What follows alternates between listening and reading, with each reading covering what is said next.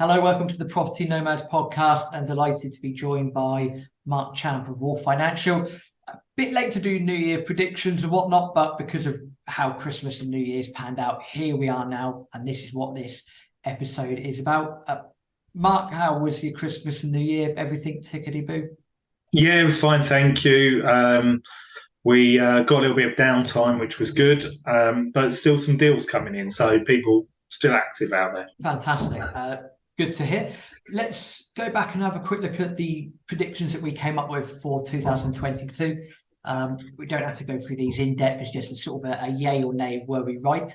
The two that we had written down for you was that you said that you thought that vanilla buy-to-lets would decrease in 2022, whether that be by volume that you saw that you were helping customers with or price. And the other one was that you believe that bridging lenders, etc., might experience a bit more trouble this year. So I think you've hit the nail on the head there, but what have you seen? Do you think you've hit the nail on the head as well? Yeah, to be honest, I couldn't remember what my predictions were, but I'm pretty happy with them. Buy-to-let, we saw very few people coming to us looking to buy new buy-to-lets, just no vanilla single unit assets. Everybody's looking for an angle. I don't know if we saw any, maybe one, two, something like that. We saw some refinances, which are fine, and you expect to see that because people don't really want to sell assets if they can help it. We saw some portfolios of buy-to-lets. We saw some of them come up for sale, quite larger property portfolios. So yeah, quite happy with that one. The other one that you mentioned was bridging lenders finding it more difficult. That was certainly the case. If you think what happened in September time, a lot of them stopped lending, and there were some funding problems. There's some lenders who have now ceased lending, and I think that's going to increase more. I actually discussed with a bridging lender about whether I should be lending my own funds, and he said, "Why would you bother? The margins are so small now for bridges, and there is so many out there. And when there is small margins and there's a costly staff base, which we've saw all last year, as there's big business development teams taken on by some of these bridges. The cost base is massive, and it's very hard to make a profit. So, yeah, I think we were right with that one. But I do think, again, it's going to be a tough time for the bridges next year. Fair play. I'd say totally agree. And again, hit the nail on the head there. So well done. Looking at the 4 or 5 that I wrote down, I'll just go through them quickly. So it said that inflation would be around 5%. I think it's fair to say we hit the nail on the head there because it's obviously been quite significantly high in 2022. I said that there'd likely be a new scarier scariant of the virus that hasn't come to fruition, so I'll hold my hands up at that. We actually both said that there'd be more quantitative easing in 2022. Fair to say we've got that right as well. We said house prices to increase. I think if we again looked at the data throughout the whole of the year, because of how things were at the start of the year, I'd say that we've got that spot on. And then also one that I put down was that, or 2 more that I put down, that there'd probably be quite a bit of stock market pressure. I'm not convinced on that, to be fair, because I think we're going to see a lot of issues in 2023, teething issues in 2022, but nothing to shout home about. And the other one was some sense of normality coming back to the world. No is the answer to that. I don't think that's happened at all. Any thoughts on any of that, or not? Well, the last one you mentioned about the normality coming back, I think as we go further and further into the social media wormhole, there's less chance of it turning back to what we consider normal, because news is there all the time.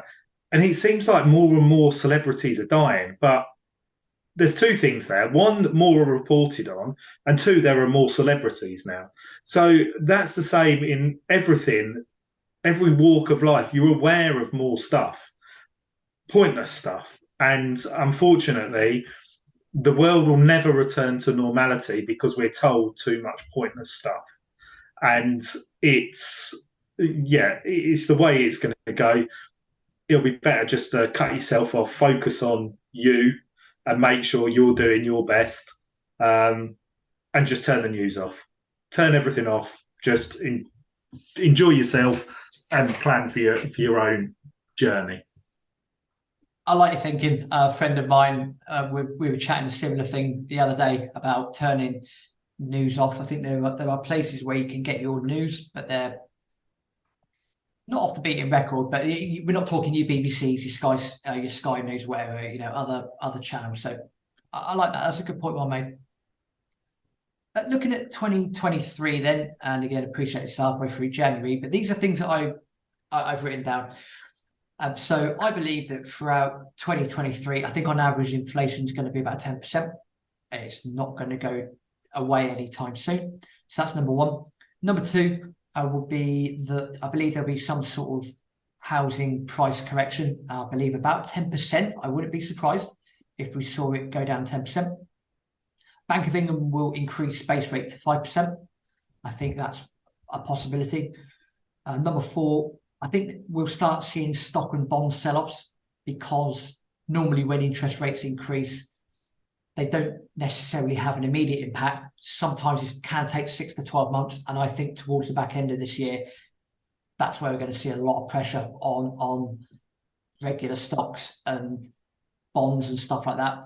Obviously, I'm not an IFA. I always say to people at the moment, looking at your commodity stocks, mining stocks might be something you want to look at, but do that in your own time, not mine. And number five, this is more of a hopeful one, but it's here anyway. People will hopefully, governments, politicians, whomever, will wake up and realise that nuclear is actually the way forward and is the answer to solving all these energy issues that have been self-created. And again, I know that's not a quick-term fix, but I'd like to believe that more people can understand that nuclear is the way forward. They're the five that I've got written down. Any pushback on that, Mark, or are we singing from the same hymn sheet? Nuclear, I don't really have an opinion on. I don't know enough about energy and what the right or wrong thing. I know what is annoying is I was thinking about getting an electric car, but it just doesn't seem worth it. Everybody's whinging about it. They're saying, electricity prices have gone up, so it's not actually that much cheaper. So that's a bit annoying. But seriously, the predictions you've made, yeah, I think there or thereabouts. Interest rates, anything from 4 to maybe 5%, something along those lines. It's the rates seem to have curbed inflation. Slightly. They've got a lid on it, it appears. So I think I think we're not going to see a massive jump from here. But then there could be something else goes wrong, and it affects everything. But all in all, I'd say somewhere, between 4 and 5% sounds about right. Inflation, I think, will slowly come back down. I think it will drop off from 10%, coming down slightly. I don't think it will be down to where it was a few years ago, but I think it will ease. What else will there be? Property, house prices. It's a difficult one because there's a lot of factors, and at the end of the day, there is still a shortage of housing. So I don't think it'll come off as much as that. I think all people can look at facts and figures, and they can manipulate them to make an agenda. So in actual fact, I don't think it'll come off that much. I think, I think it'll stay stable. I don't think it will.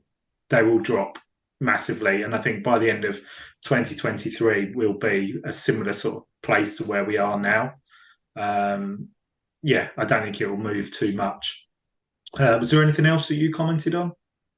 Stock and bond sell-offs, I think, for a lot of stocks, a lot of bonds, I think there might be some issues with those markets at the latter end of this year. That's what I believe will happen. And that's my only other one. Yeah, potentially. It's an interesting one because we don't get involved in that market really, but what we do get involved in is trading business and the SME market. So we organise the funding, so cash flow funded import, export finance, all that type of stuff.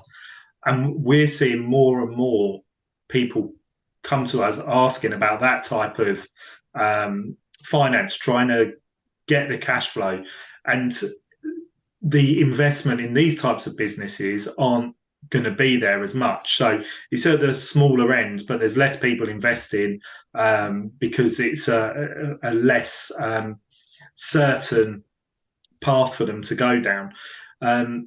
And it is really interesting. We've invested ourselves quite a bit in marketing to these types of companies because we feel that there is going to be a more of a correction there than there is in the property market. Okay, fair enough. I'm making note of that as well. So looking into your crystal ball then, obviously we've covered various topics and subjects there. Is there anything that you would sort of stick your neck out a little bit and put down for a prediction for this year? What I would say, prediction for this year, are you looking for actual figures or are you looking for more trends? It can be trends, it can be figures. It's up to you. You're the one that's got a 2 for 2 success rate at the moment, Mark. So yeah. I'll go with your judgment. Okay, I would one thing I would say is you will see some of the bridges won't exist this time next year. I think you will see on the flip side of that, I think you will see some new smaller banks exist and come into play. And I think that's because there's an opportunity on the trading business side as opposed to the property make a quick buck by flipping. I don't think there's as much potential there because of the cost of materials, the cost of funding,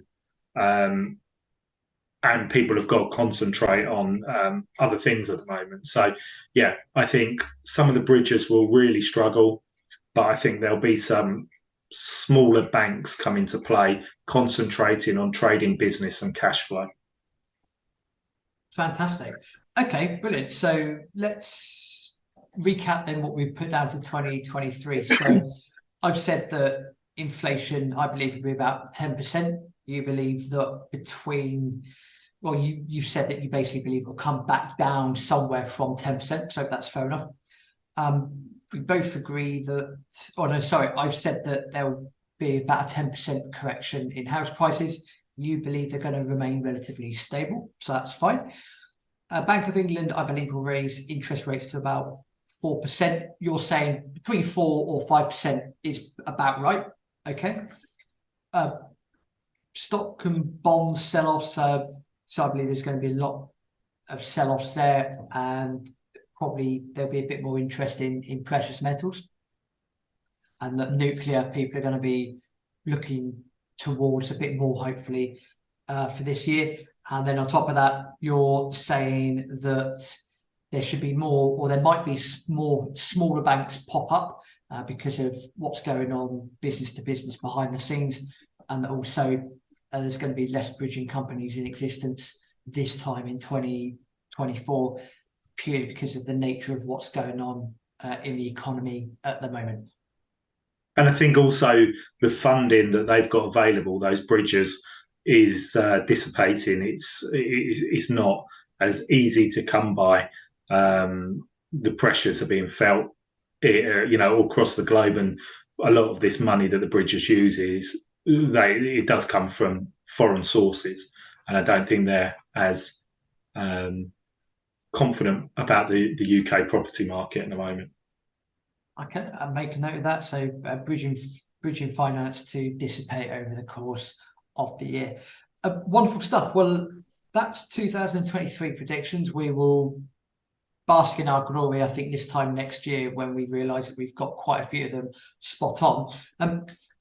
Just as a side note, I would say to yourself and also listeners as well, we've had some really good feedback from listeners who've really enjoyed the monthly sort of segments that we do, just checking in with the news, what's going on, what's happening. So I just wanted to say a massive thank you, Marc, for taking the time out as you do to have a chat with us on the Property Nomads podcast. And look forward to attending events and whatnot throughout the course of the year. And as usual, if you've got any subjects that you want Marc to speak about or for us to go more in depth into, drop us a line, rob@tpmpodcast.com. I'm sure Marc will be more than delighted to go through specifics as well as all the generics. Anything else to add? Any other words of wisdom for today, Marc? Well, I don't know about words of wisdom, but I do have two other things. Firstly, we've launched an ebook about property finance on our website that's free to download. So you just go to www.wharffinancial.co.uk. You can download a free property finance guide, and it just helps people through the finance process. It's not about a guide to investment or how to make money. It's just there's things in there like a glossary, so you actually can understand when banks are talking about EWIs or whatever it is, and then you can use this guide to help you through. So we've got that, and also we're going to be hosting, I'm not sure I mentioned it before, a development evening. We think it's going to be this middle of February. And it's going to be an introduction to property development. So people who have never done any property, maybe some people who have just done property investment or refurbs, that sort of thing. We're going to host an evening, and we're going to host that in London, in Shoreditch. Tickets are going to be about £30, so very cheap to come along. And there'll be talks from one of the London-based valuers. There'll be a lender there. There'll be all sorts of different people who are involved in the process of development. And it's all designed to help people along their journey and us provide them with the tools to be able to make informed decisions whether property development is for them. So, have a look out for that, and we'll be dropping the details of that pretty soon. Fantastic. As usual, we'll put links to various bits and pieces in the show notes as well. I'm sure regarding that event, when we get back at the start of February and have a chat, there'll be more specifics there as well. So we'll make sure we touch on that in February's episode. But no, I say well done to both of us. So cheers for 2022. I think we were very, very, very good with what we've done. And here's to 2023 and onwards and upwards. Excellent. Thanks a lot. Cheers, Rob.